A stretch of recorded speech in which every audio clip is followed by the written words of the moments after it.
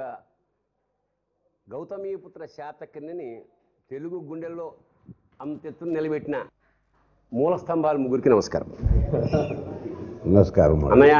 నేను ఫస్ట్ నిన్నే ఎక్కడో చిన్నప్పుడు 5వ క్లాస్లోనో 6వ క్లాస్లోనో 2-3 లైన్లు గౌతమీపుత్ర శాతకర్ణి అనే రాజు ఇక్కడి నుంచి ఇక్కడ దాకా పాలించాడు అంతే. అంటే అంత మాత్రమే తెలిసిన ఆ కథ మూలాధారంలో చుట్టుకున్న కుండలిలో ఉండేది ఎక్కడో. ఇవాళ మనవాడి కన్నుబడి అది ఇవాళ సహస్రానం దాకా ఎగవాకి విశ్వవ్యాప్తమైంది. ఇది నాకు చాలా తెలుగు జాతి అంతా గర్వించే. కాకపోతే నాకు తెలిసి నీకు పాట రాయమని వచ్చినప్పుడు కథ కూడా చెప్పాలి. చెప్పినవాడు చెప్పినవాడికి ఉపయోగం జరుగుతుంది. ఇప్పుడు ఫస్ట్ టైం గౌతమీపుత్ర శాతకర్ణితో నీ దగ్గర రాగానే ఫస్ట్ నీ అనుభూతి. మొట్టమొదట ఈ కార్యక్రమం చూస్తున్న తెలుగు ప్రేక్షకులందరికీ తెలుగు సంవత్సరంలో తెలుగు పెద్ద పండుగ సందర్భంగా శుభాకాంక్షలు. ఇది 2 విధాల పెద్ద పండుగ. ఒకటి మామూలుగా సంక్రాంతిని పెద్ద పండుగ అంటాం. ఈసారి ఎవరు బతిమాలక్కర్లేకుండానే వాళ్ళు ప్రచారం చేయక్కర్లేకుండానే ప్రపంచవ్యాప్తంగా ఉన్న తెలుగు వాళ్ళందరూ ఇది నా సినిమా అని సొంతం చేసుకుని చూసి ఆనందంతో ఉబ్బి తబ్బిపోయిపోతున్నటువంటి ఒక అద్భుతమైన చారిత్రాత్మకమైన సంఘటన శాతకర్ణి సినిమా విడుదల. ఇది అనేక సినిమాల్లో ఒక సినిమాలో అలా కాకుండా ఇదేదో ఎవరినో ఎక్కడో తట్టి లేపింది. ఒక ఏదో మాయాజాలం జరిగింది. ఈ మాయాజాలానికి మూల కారణం క్రిష్. పేరు రాధాకృష్ణ, కృష్ణుడి లీలలన్నీ ఉన్నాయి. ఇంకా నా అనుభూతి చెప్పాలంటే పాట రాసేటప్పుడు ఎలాగ శ్రమ పడతాను నీకు తెలుసు. ఎలాగ మామూలుగా అది ఎవరికోసం ఉపకారం చేయడానికి కాదు, నా కోసం. అది బయటికి వెళ్ళిన తర్వాత అంటే మామూలు అంటే నాకు తెలుసు. అంటే సీతారామ శాస్త్రి అని నేను టైటిల్ పడింది. లేడీస్ టైలర్ నుంచి అన్నయ్యతో ప్రయాణం చేస్తున్నా. యుద్ధం బయట జరిగింది, అతనితోనే ఓ యుద్ధం జరిగి ఆ రక్తపు చారికలన్నీ ఇంకుతో కలిసిపోయి ఉంటే వచ్చాక ఓ తడిసిన పేపర్ పాట రూపంలో అది నిన్న ఆ టైటిల్స్ చూస్తున్నప్పుడు సుబ్బలక్ష్మి పుత్ర సీతారామ శాస్త్రి చదివినప్పుడు ఇప్పుడు చాలా ప్రమాదకరమైన టైటిల్ అది. ఎందుకంటే ఆ టైటిల్ ఆ పాటల్ని ప్రజలు ఆదరిస్తేనే నేను ఆ తల్లికి తగిన కొడుకుని అవుతాను. అలాగే నా పాట కూడా సీతారామ శాస్త్రి పుత్రిక ఫలానా పాట. అలా అవడానికి సాధారణంగా క్రిష్ ఎక్కువ స్కోప్ కలిగించి ప్రతిసారి హైటెన్షన్ ఇలా పెడతాడు. ఒక్క గమ్యంలో తప్ప ఇంకే సినిమాలో నా దగ్గర కూర్చున్నది లేదు. టెలిఫోన్లో నుంచి ఆకాశవాణిలో నుంచి ఏదో మాట్లాడడం, పాట రాసేయండి. హైదరాబాద్ ఆయన ఇక్కడ పుస్తకాలు చదువుతూ కూర్చున్నారు. 2 పుస్తకాలు చదివితే 3 అభిప్రాయాలు వస్తున్నాయి. ఏది తీసుకోవాలి అని మొత్తానికి ముగ్గురు కూడా ఒక 6 సందర్భాలు కూర్చుని అంతర్లీనంగా ఒక కథని చెప్పాలి. ఆ కథ మన ఆత్మకి సంబంధించి ఉండాలి. అంటే ఇప్పుడు నేను ఎందుకు చెప్తున్నానంటే ఎత్తి చూపిస్తున్నాను. ఈ సినిమా చూస్తున్నప్పుడు ఒక చారిత్రాత్మకమైన గౌతమీపుత్ర శాతకర్ణి అనే మాత్రమే కాకుండా ఒక భారతీయతని గురించి ఒక మొదలు, ఒక హిమాలయం అంత శిఖరం, అంటే దాని ఒక కథకి సరిపోయే ఎత్తుగడ, మధ్యమం, పతాక స్థాయి, ఈ 3 కలిపి అత్యద్భుతమైనటువంటి మిరాక్యులస్ అమాల్గమేషన్ జరిగింది. ఎందుకంటే కథగా చూస్తే 4 యుద్ధాలే కనిపిస్తాయి.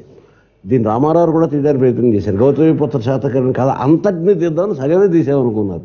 సగమే తీసి అంతా తీసాడు ఇందులో. ఎందుకనంటే మొత్తం భారతదేశాన్ని అఖండంగా పరిపాలించడమే కాకుండా గణరాజ్యాలుగా విడిపోతున్నటువంటి ఒక రకంగా ఇంకొక కోణంలోంచి చూస్తే భరణి ఆ చిత్రం చూసేవాళ్ళకి అంతరాంతరాల్లో 2000 ఏళ్ల కిందటి పరిస్థితి ఇప్పుడు కూడా ఉంది. అనేక ప్రాంతాలు, అనేక భాషలు, అనేక భేదాలతో దానికి ఒక అత్యద్భుతమైన సొల్యూషన్ చెప్పినవాడు బుర్ర సాయిమాధవ్. అత్యద్భుతమైన సొల్యూషన్. ఎందుకంటే ఇంత సులభంగా సుభాషితాలు ఏనుగు లక్ష్మణ్గా కూడా చెప్పలేదాము. ఇల్లు ఉంది, గదులుంటాయి, గోడలుంటాయి, గొడవలుంటాయి. ఇది మా ఇల్లు అంటే మా ఇల్లు అని మేము కొట్టుకుంటాం. కానీ ఇంకొకటి వచ్చి ఇది మా ఇల్లు అంటే వాడిని ఎగిరెగిరి తంతామని చెప్పటంలో ఎక్కడో తెలియకుండానే అంతరాత్మలతో మాట్లాడింది సినిమా. ఫస్ట్ ఫ్రేమ్ నుంచి చిట్ట చివరి వరకు అంతరాత్మలతో మాట్లాడింది. వాళ్ళ చెవుల్లోంచి ఎక్కడికో వెళ్ళింది. ఇది భారతీయత మేల్కొన్నటువంటి నరాలు ఉప్పొంగినది. ఇక్కడ ఆంధ్రుడు అనేవాడు ఒకడే కాదు, అదే చిట్ట చివరి కూడా భారతీయుడి కథ. అయితే ఆ భారతీయత్వానికి ఆంధ్రత్వం ప్రాతినిధ్యం వహించాలి అన్నది మొదటి నుంచి నా తాలూకు ఆలోచన. దాన్ని క్రిష్ అంగీకరించాడు, గౌరవించాడు. అందుకని అక్కడ సాహోసార్వభౌములో కూడా ఇది తెలుగు వాడు ఎగరేసిన భారతీయ జెండా అని. మొదటి పంజా నుంచి చివరి లంఘనం వరకు మొత్తం విశ్వరూపం. ఇక నాకు తెలిసి one of the best of his career. శాతకర్ణిని బాలయ్య బాబు కథ చెప్తున్నప్పుడే ఈ సినిమా 100వ సినిమా అన్నప్పుడు ఓపెన్ చేయాలనుకున్నప్పుడు ఆయన్ని చూపించే ముందు ఆయన వాయిస్ తోటి ఓపెన్ చేద్దామని కొంచెం డిజైన్ చేసుకున్నాం. దానికి సాయి గారు రాసిన సమయం లేదు మిత్రమా శరణమరణమే అది వచ్చినప్పుడు దానికన్నా ముందు ఈ ఫస్ట్ టైటిల్స్ మీద ఆయన కన్నా ముందు సృష్టిలో మీ పేరుని అత్యంత అద్భుతంగా పిలిచేది అమ్మ కన్నా ఇంకా గొప్ప తర్వాతే భార్య అయినా ఎవరైనా. సో అందుకని ఫస్ట్ సినిమా స్టార్ట్ అవుతుంటే నాకు ఇంకో థాట్ వచ్చిందన్నమాట. ఏమని అసలు శాతకర్ణి అని అమ్మ పిలిస్తే దాంతో స్టార్ట్ అయితే గౌతమి పుత్ర, తర్వాత ఆయన వాయిస్తో స్టార్ట్ అయితే ఇవన్నీ డిజైన్ చేసుకున్నాను. ఈ కథ చెప్పడానికి బాలకృష్ణ గారి దగ్గరికి వెళ్ళి ఈ కథ చెప్తున్నప్పుడు మా కత్తి కంటే నెత్తుడిచార ఇంకా పచ్చిగానే ఉంది ఆ లెటర్ అదే డైలాగ్ యాస్టీస్ చెప్తున్నప్పుడే ఆయన చేతి కదలికలు చూశానమాట. ఆ రోజు మొదలైన శాతకర్ణి చివరి రోజు దాకా మీరు ఫస్ట్ ఫ్రేమ్ నుంచి చివరి దాకా ఆయన యాక్టింగ్ ఒక మీటర్ వేసి కొలతేసి ఇది యాక్టింగ్ ఈ సీన్కి ఇంతే అంత కరెక్ట్గా లెక్క కట్టినట్టు ఉంటుందమ్మా. కట్టే కదా, అది ఒక ఆకారం కానీ ఆహార్యం కానీ ఆ విధానం కానీ కొన్ని సందర్భాల్లో అండర్ ప్లే కొంత లో లెవెల్లో. మీ సీన్లోనే కూర్చొని ఇటు చూసి ఇటు పక్కన చూసి తల్లి కదా అంతే అంతే అంతకన్నా ఎక్కువ అసలు. అవును, అలాగే సినిమాని ఇటు ఈయన సింహంలా ఉంటే అటు జింకలాగా చేసేసిన శ్రేయ ఒక ఆర్టిస్ట్కి ఇన్ని వైవిధ్యాలున్న పాత్ర దొరకడం అదృష్టం. అపూర్వమైన అమ్మాయి. ఈ సినిమాలో వాసిష్ఠిది నేను టెక్స్ట్ బుక్ యాక్టింగ్ అంటాను. అది ఆమె మళ్ళీ ఇంకోసారి చేయమన్నా ఇలా చేసిద్దా లేదో నాకు తెలియదు, బట్ ఇప్పుడు చేసింది మాత్రం text book acting. What a great performer, ఎంత అద్భుతంగా చేసిందంటే ఆ అమ్మాయిని చూసినప్పుడు మనకు బాధేస్తూ ఉంటుంది, జాలేస్తూ ఉంటుంది, కానీ ఏం చేయలేము. మన we're spending all our energies or మన టైం అంతా మనకు శాతకర్ణితో స్పెండ్ చేయడానికి ట్రై చేస్తున్నాం, దాని నుంచి బయటికి లాగేది. అండ్ హేమమాలిని గారు లేకపోతే ఈ సినిమా పరిస్థితి ఏంటని అందరూ అన్నారు, బాలకృష్ణ గారు లేకపోతే ఈ సినిమా పరిస్థితి ఏంటంటే నాకు శ్రీయా లేకపోతే ఏంటి అది. అండ్ మరోవైపు నుంచి హేమమాలిని గారు వీళ్ళిద్దరి మధ్యలో ఆ అమ్మాయి నలిగిపోయే పాత్రగా శ్రేయ ఎక్స్ట్రాడినరీ. మాట పాట బాట ఇది త్రివాణి సంగమం. ఇప్పుడు సాయి మాధవ్, నువ్వు ఇండస్ట్రీకి వచ్చినప్పటి నుంచి నీదైన ఒక ముద్ర కొనసాగుతుంది. అది ఒక యోగం. ఏమిటంటే చాలామంది 100 సినిమాలు రాసినా వాళ్ళు ఉనికి కానీ చాటుకునే అవకాశం లేకని ఇండస్ట్రీ ఇది. చాలామంది వచ్చారు వెళ్ళిపోతుంటారు, కానీ నీకు వైవిధ్యంగా దొరికిన సినిమాలు అవుతేనేమి, ముఖ్యంగా కంచె, ఇలాంటి శాతకర్ణి రాయడం అంటే 10 కంచెలు దాటడం. చేత కాకపోతే ఏమిటంటే చాలాసార్లు కాంప్లికేషన్స్ని చాలా సింప్లిఫై చేసి అన్నయ్య చెప్పినట్టు రాయగలగడం అనేది ఒక చిత్రమైన విద్య. ఇందాక అన్నయ్య ఆ కథ ఉందే, నువ్వు చెప్పిన కథ, ఆ చీమ కథ ఎవరిది అంటే నేను ఈసప్ కథలు లాంటిదా లేకపోతే నువ్వే సృష్టించావా? లేదు, అది అది కూడా ఎంతసేపు అండి. సాంగ్ వచ్చింది అనుకోకుండా దానికి లీడ్ కావాల్సి వచ్చింది అన్నమాట. అదొక్కటే మొత్తం బౌండ్ స్క్రిప్ట్ లో ఉంది. మీరు పలికిన ప్రతి సంభాషణ మీకు 2 నెలల ముందే చెప్పాను నేను. అవునవునవును, ప్రతిదీ ఉంది.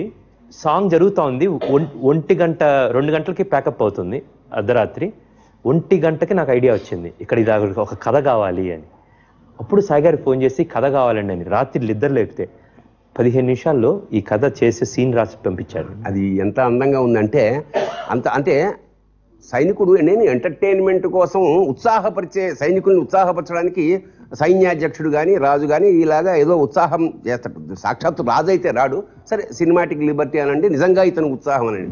బట్ ఈ కథ చెప్పడం అంతరం చూశాక షాక్. నిజంగా ఎంత ఉత్సాహం కలుగుతుందో మనకంతే ఉత్సాహం ప్రేక్షకుడు. నేను అన్నయ్యని అడిగాను, ఈ కథ సొంతంగా రాశాడా లేకపోతే ఎక్కడైనా ఈసప్ కథలా అక్కడంటే లేదు సొంతంగా. అప్పుడు నేను అన్నాను, బుర్రా మాధవ్కి ఇంటి పేర్లోనే కాదు సొంతంగా కూడా ఉంది. బుర్రా ఇంట్లోనే. ఇప్పుడు ఇలాంటి సినిమా మీద రాయడంలో నువ్వు పడ్డ కష్టము ఆనందం అంటే గురుగారు కష్టంగా అయితే ఎప్పుడు అనిపించలేదు గురుగారు. ఆ క్యారెక్టర్స్ అది నేను అనేది ఒక ఇంత స్కోప్, ఇంత సినిమా, ఇంత పాత్రలు. ఎందుకంటే ఇవి హ్యూమన్లీ మామూలు మానవ కన్నా పెద్దవి కదా అన్ని పాత్రలు. విధానం పెద్దది, స్కోప్ పెద్దది. అలాంటప్పుడు మనం పెద్దగా ఆలోచన పెద్దగా విశ్వరూపాన్ని గురించి రాయాలి. అది సామాన్యుని రిక్షావాడి జీవితం కాదు కదా. క్లైమాక్స్ రాసేటప్పుడు మాత్రం క్లైమాక్స్ గురించి బాగా కష్టం అనిపించింది గురుగారు. అంటే ఫస్ట్ అసలు డెమిత్రియస్ అనేవాడితో ఆ క్లైమాక్స్ వాడు పడిపోయిన తర్వాత వాడు మాట్లాడాలా, వద్దా, మాట్లాడితే ఎలా ఉంటుంది ఒక వెర్షను, మాట్లాడకుండా ఎలా ఉంటుంది ఒక వెర్షను. దానికి నాకు తెలిసినంత వరకు ఒక 25 వెర్షన్స్ రాయటం జరిగింది గురుగారు. అక్కడ ఆ క్లైమాక్స్ మాత్రం బాగా అయింది. రాయలేకపోతున్నానే. అంతకుముందు ప్రతి సీను కూడా చాలా వెర్షన్స్ రాశాం. ప్రతి సీను చాలా వెర్షన్స్ రాయటం జరిగినా కూడా ఇది రాయలేనేమో అనే భయం మాత్రం నాకు కలగదా. అలాగే మన హేమమాలిని పాత్రని అంటే గౌతమి పుత్ర అనే అసలు కీలకమైన అంశాన్ని ఎలివేట్ చేయడానికి ఉపయోగించిన ఆ సీన్ ఏదైతే ఉందో, వచ్చి స్త్రీ పైగా విధవ, వీడిని అగ్రపీఠం మీద కూర్చోవచ్చు అన్న ఆ సీను నిజంగా సెకండ్ హాఫ్లో ఒక్కసారి సినిమా అలా పైకి ఆవిడని ఎంత ఎత్తులో కూర్చోబెట్టారో సినిమా మానసికమైన అంటే ఆడవాళ్ళు ఒక్కసారి మావిడికే చూసా, అక్కడ కూర్చున్న వాళ్ళందరూ గర్వంతో క్లోజులు వేస్తాడు అందరివి. అప్పుడు మావిడి క్లోజ్ కూడా వేశాడు. చూసా నన్ను ఎక్కడ కూర్చోబెట్టాల్సిన ఇప్పటికైనా తెలిసిందా అనే స్థితిలో మొత్తం స్త్రీ జాతి అంతటికి అది ఆ సీను చాలా అసలు నీ అనుభూతి చెప్పు దాని గురించి. గొప్ప సీన్ రాసే అవకాశం వచ్చింది గురుగారు. ఈ సినిమాలో అన్ని సీన్స్ గొప్ప సీన్సే. అది పర్టికులర్గా రాసేటప్పుడు అంతకుముందు ఆల్రెడీ ఒక వెర్షన్ రాయడం జరిగింది. అది ఓకే, డైరెక్టర్ గారు కూడా అది చాలా బాగుంది అన్నారు, ఓకే అన్నారు. తీరు అక్కడికి వెళ్ళిన తర్వాత ఇంకేదో కావాలనిపించి అది మహేశ్వరంలో చేశారు. అది చేసినప్పుడు కరెక్ట్గా రేపు షూటింగ్ కనుక ఇవాళ చెప్పారు, అది ఇట్లా కాదు, ఇది ఓకే బాగానే ఉంది, ఇంకేదన్నా ఉంటే బాగుంటుంది అని చెప్పేసి అందులో ఒక 2 డైలాగులు మాత్రం ఉంచి మిగిలినంతా మళ్ళీ ఫ్రెష్గా రాయాలి. ఆ ఫ్రెష్గా రాసేటప్పుడు ఇప్పుడు వచ్చింది గురుగారు. రొమాంటిక్ సాంగ్ ఉంది ఎకిమీడు. అదేంటి మృగనయన హిందుస్థానీ. ఎకిమీడికి నేను కృతజ్ఞతలు చెప్పాల్సింది మాత్రం బాలకృష్ణకి. ఎందుకంటే నేను ఏం చేసినా దాన్ని ప్రోత్సహించేది కృష్ణ. మొట్టమొదటిసారి కృష్ణకి వచ్చేది ఏమిటంటే, ఇది ఏమిటో అందరూ అడిగితే నేనేం చెప్పను, ఎవరు అడిగినా సమాధానం చెప్పగలే, బాలకృష్ణ అడిగితే సమాధానం చెప్పాలని.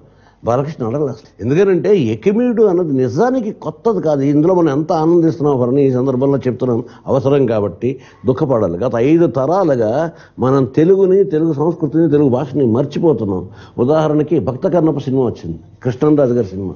అందులో వేటూరు గారు వాళ్ళ వాణిశ్రీకి కన్నప్పకి పెట్టిన డ్యూయట్లో వాళ్ళు మాట పాడారు. పింగళ నాగేంద్రరావు, సముద్రాలు రాఘవాచ.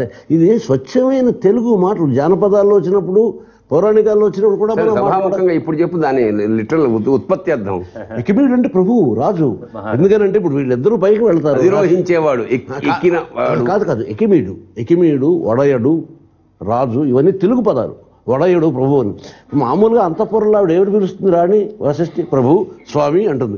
బయటికి వెళ్ళిన తర్వాత ఇది ఏమంటుంది? మామ అన్నట్టు.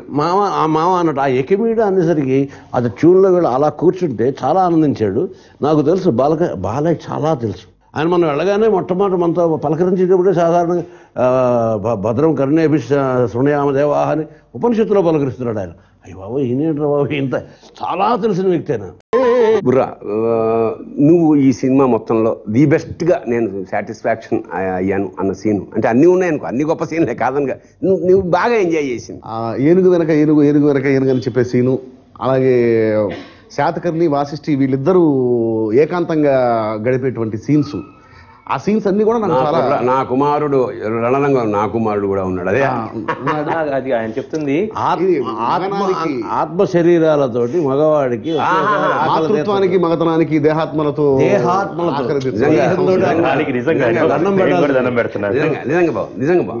దానికంటే గొప్ప సీన్, చాలా గొప్ప సీను. నటుడు సరైన వాడు పడితే పండే సీన్. శుభలేఖ సుధాకర్ ఒక చిన్న ముక్కలో, ఇప్పుడు నిన్ను జైల్లో పెడితే వారు వస్తారు, విడిపిస్తారు, నిన్ను చంపితే నువ్వు వస్తావు, వల్లకాడి దగ్గర వెయిట్ చేస్తాను అనే విధానం, రాసిన విధానానికి. ఆయన రాసిన అన్నిటి వాటిల్లో చెయ్యి పట్టుకొని మగనాలికి గాజులందం, మరి మగాడికి గాయాలందం. అసలు ఒకటి కాదు, కావ్యంలాగా ఉంది. నలుగురు రచయితలు ఒకటి చెప్పకపోతే మాత్రం నాకు అన్యాయం అవుతుంది. చాలా ఇంటర్వ్యూలు ఉన్నాయి సినిమాలో. కత్తికి పంచభూతాలతోటి అన్వయించాడు. అది అసలు ఊహాతీతం. ఖనిజం ఎప్పుడు నిజంతో కలిసి ఉంటుంది, లోహం ఎప్పుడు అబద్ధం చెప్పదు, మట్టి పుట్టుకనిస్తుంది, అగ్ని నిప్పు పుటం పెడుతుంది, నీరు ఆరబెడుతుంది, గాలి ఆవిరి చేస్తుంది, ఆకాశం ఆయువు పోస్తుంది. ఇది పంచభూతాలు చేసిన. అసలు ఇంతకంట అద్భుతమైన కవిత్వాన్ని ఇటీవల కాలంలో ఎప్పుడైనా విన్నామా? అంటే దానికి కవిత్వానికి ఏమి ఒక రూపం లేదు, ఇలా పద్యంలో రాస్తేనో పాటలో రాస్తేనో లేదు, ఆ గుండెల నుంచి ఖనిజం నిజంతోటే ఉంటుంది అన్నమాట. మనిషిలా దీనికి సొంత బుద్ధి ఉండదు. లోహం ఎప్పుడు అబద్ధం ఆడదన్నది. అంటే ఇది చెప్పకపోతే మా కూడా ఆవిడ కొట్టించుకుంటాడు, అక్కడ గ్లామర్లు అవి కనిపిస్తుంటే. అదే అంటే ఇక్కడ ఇది ఈ సినిమా ప్రత్యేకత ఏమిటంటే పాలు నీరు అలా అన్ని విభాగాలని సాటిస్ఫై అవుతున్నారు. అది వచ్చింది ఏమిటంటే పాటు, అలాంటి మాట, ఇటు విజువల్స్. అలాంటిదే నిన్నే కన్నా పుణ్యం కన్నా ఏది మిన్న కాదనుకున్న జననికి జన్మభూమికి వాక్యం, నిన్నే కన్న పుణ్యం కన్న ఏది విన్న కాదనుకున్న జననికి జన్మభూమికి తగిన తనయుడు అన్న మన్నన పొందర. నిజాన్ని రేపు పొద్దున ఎవరినైనా ఆశీర్వదించాల్సి వస్తే ఈ వాక్యంతో ఆశీర్వదించాలి. దీర్ఘాయుష్మాన్ భావం అవసరం లేదు. ఎందుకు బతికేం చేస్తాడు? సినిమాకి పనిచేసే అవకాశం రావడమే అదృష్టం గురుగారు. 10 కాలాలు నిలబడిపోయే సినిమాకి నేను పనిచేశాను. తల్లులందరూ ఆశీస్సులు ఉండే సినిమా. ముఖ్యంగా ఫస్ట్ ఇప్పటిదాకా నా పేరు సాయిమాధవ బుర్రా అని పడింది. ఇన్విటేషన్ కార్డు మీద ఫస్ట్ ప్రారంభోత్సవానికి ఇన్విటేషన్ కార్డు మీద జయలక్ష్మి పుత్ర సాయిమాధవ బుర్రా అని అమ్మ పేరు, మా అమ్మ పేరు. అది చూడగానే ఇప్పటిదాకా మా అమ్మ చూసి, ఇప్పటిదాకా సినిమాలన్నీ బాగా రాసావు కానీ ఈ సినిమా కానీ సరిగ్గా రాకపోతే కాళ్ళు ఇరగొడతాను, చేతులు ఇరగొట్టాలి. అదే ఓకే. అంటే ఎంత బాధ్యత. అవునవును. ఎందుకంటే మా ఆవిడ చూస్తూ ఏమంటే మీ అమ్మ పేరు అంది, నా పేరు ఎడిటింగ్ లో పెట్టేసేయంటే అంటే మీ అమ్మగారి పేరు అంది. అట్లా కొత్త ఐడెంటిటీ వచ్చింది వాళ్ళకి. బండి అమ్మ పేరు కూడా జనానికి తెలియజేసేటువంటి సినిమాకి పనిచేయటం, అది గౌతమిపుత్ర శాతకర్ణి లాంటి ఒక మహాపురుషుడి కథకి మాటలు రాసే అవకాశం రావటం నిజంగా కృషి గారు నాకు ఇచ్చినటువంటి అదృష్టం. అనే ఆ అంటే అమ్మ అని నేర్పిన తెలుగు భాష ఇది. సో అమ్మకి ఇవ్వాల్సిన ప్రాధాన్యతతో పాటు ఇది ఒక గౌతమిపుత్రుడైన ఒక రాజు గురించి మాత్రమే కాకుండా అద్భుతమైన సంస్కృతికి తెలుగు వాళ్ళకి ఇచ్చింది. కృష్ణని నాకు కొన్ని లక్షల కోట్ల గొంతులతో పొగడాలనిపించింది. ఆ శ్రమ లేకుండా నా గొంతుతో కొన్ని కోట్ల మంది పొగడుతున్నారు. క్రిష్ చాలా కృతజ్ఞుడండి. బేసికల్గాను 2 థింగ్స్. ఈ కథ నన్ను ఎంచుకున్నందుకు నేను చాలా గొప్పగా ఫీల్ అవుతున్నాను. ఒక మంచి గొప్ప కథానాయకుడిని కోరుకుంది. ఆ కథానాయకుడిని ఈ సినిమాకి ఆయన ప్రోత్సాహం. బేసికల్గా ఎవరైనా సరే మన ఎన్నేం రాయొచ్చు. ఇప్పుడు యాక్చువల్గా నాకేమనిపిస్తుంది అంటే పూర్వం కత్తిలా పెట్టి వివాహం చేయించేవారు కదా, బాలకృష్ణ కటౌట్ పెట్టి మనం ప్రోగ్రామ్ మొత్తం సాగించాం. కటౌట్ పెట్టేది ఇది కూడా ఒకసారి సినిమాకి కొత్త గ్రామర్ అని అన్న కానీ విస్మృతమైనటువంటి ఒక స్థితిలోంచి ఒక డిగ్నిటీతో కూడిన కొత్త గ్రామాన్ని మళ్ళీ నిర్వచించాడు క్రిష్. తెలుగు వాళ్ళమే బాగా తీసాం, తెలుగు వాళ్ళమే పాడు చేసాం, మళ్ళీ తెలుగు వాళ్ళమే ఇప్పుడు బాగు చేస్తున్నాం. ఇంకా అద్భుతంగా తీసుకెళ్ళగలిగేది కూడా మనమే. Thank you so much for everything and more than anything. ఈ సినిమాలో చాలామంది చిన్న చిన్న పాత్రలు చేసిన వాళ్ళు కావచ్చు, చిన్న టెక్నీషియన్స్ కావచ్చు, మనందరం ఊరికి ఇప్పుడు కనపడుతున్నాం అన్నమాట. కొన్ని వందల మంది, వేల మంది శ్రమ ఇది. అది ఈరోజు జనమందరూ వస్తున్నందుకు వాళ్ళకి మాకు అందరి తరపు నుంచి ఇంకొకసారి తెలుగు ప్రజలందరికీ ధన్యవాదాలు.